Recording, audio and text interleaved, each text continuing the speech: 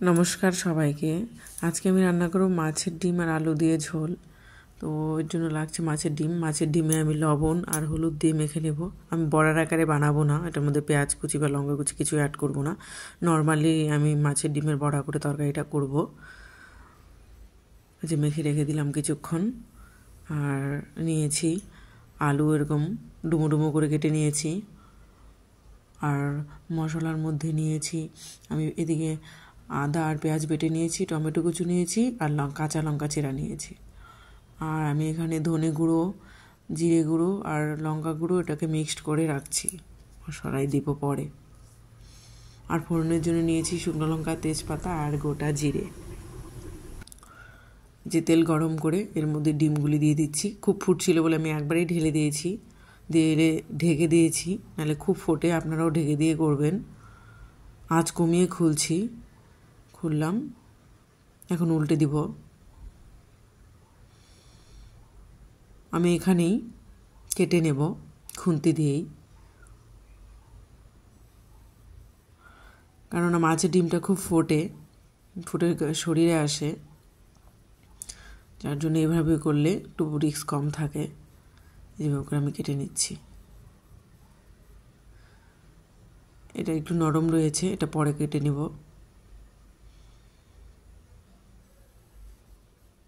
যে ঢেকে দিলাম, ঢেকে দিয়ে আমি আঁচ বাড়িয়ে দিব। একটু পরে আবার খুলে নিচ্ছি ঢাকনা। খুলে নিয়ে যে উল্টে দিলাম।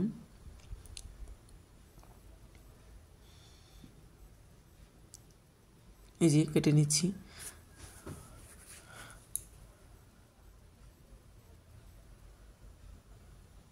এটা করে উল্টে পাল্টে একটু ভালো করে ভাজবো। মাছের ডিমটা ভাজতে একটু সময় লাগে। উল্টে ভাজা হয়ে গেছে, যে নামিয়ে নিচ্ছি।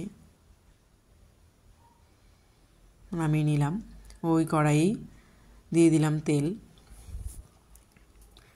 দিয়ে আলুগুলি ভেজে নেব।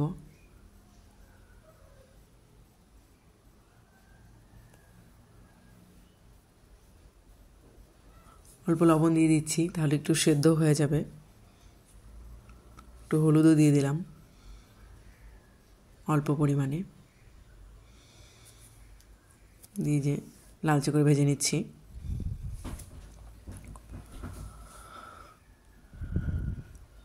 আলু ভেজে নামিয়ে নিয়েছি। ওই তেলেই ফোড়নে দিয়ে দিলাম শুকনো লঙ্কা, তেজপাতা আর গোটা জিরে। আপনারা যদি মনে করেন কেউ পেঁয়াজ বাটাটা ইউজ করবেন না, সেখানে পেঁয়াজ বাটাটা আপনারা ফোড়নেও দিতে পারেন। এখানে যে টমেটো কুচি দিয়ে দিলাম। টমেটোকে একটু লাল করে ভাজবো। এখন দিয়ে দিচ্ছি আলুগুলি মিশিয়ে নিয়ে এর মধ্যে এখন মশলা অ্যাড করব। কাঁচা লঙ্কা চেরা দিয়ে দিলাম। দিয়ে দিচ্ছি আদা আর পেঁয়াজ বাটা। আর এই যে মশলাটি করে রেখেছিলাম দিয়ে দিলাম। আর বাটিটা গুলে একটু জল দিয়ে দিলাম।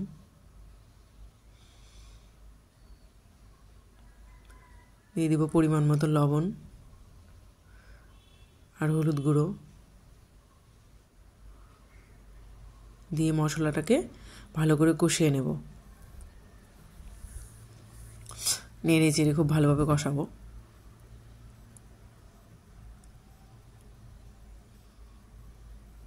একটু ঢেকে দিলাম, এতে করে আলুগুলিও একটু সেদ্ধ হবে।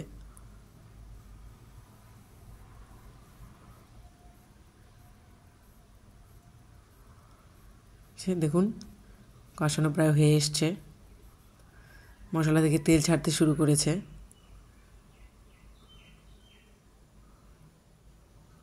আর বেশি কষাবো না।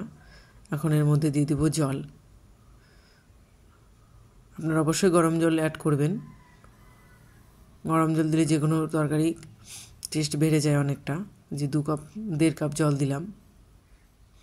দিয়ে ঝোলটাকে ভালো করে মিশিয়ে নিলাম, নিয়ে আবার ঢেকে দিলাম। 5 মিনিট পর ঢাকনা খুললাম।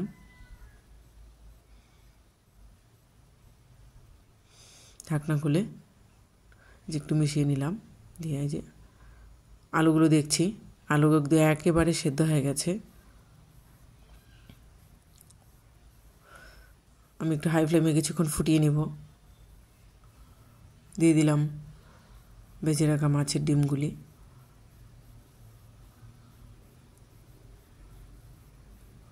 ডিমগুলি একটু আগেই দিয়ে দিবেন, ডিমগুলি একটু সেদ্ধ হয়ে যাবে আর একটু ঝোলও টেনে নেবে, লবণ হলুদ ঢুকবে।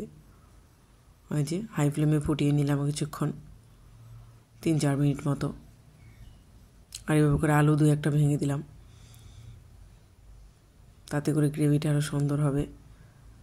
এই যে ঝোল অনেক শুকিয়ে এসেছে। আর এই যে গরম মশলা দিয়ে দিচ্ছি। আপনারা একটু ঝোল ঝোল থাকতেই নামাবেন, কারণ আলু ঝোল টেনে নেবে আর মাছের ডিমটাতেও কিছুটা ঝোল টেনে নেবে। এই যে গরম মশলা মিশিয়ে দিলাম,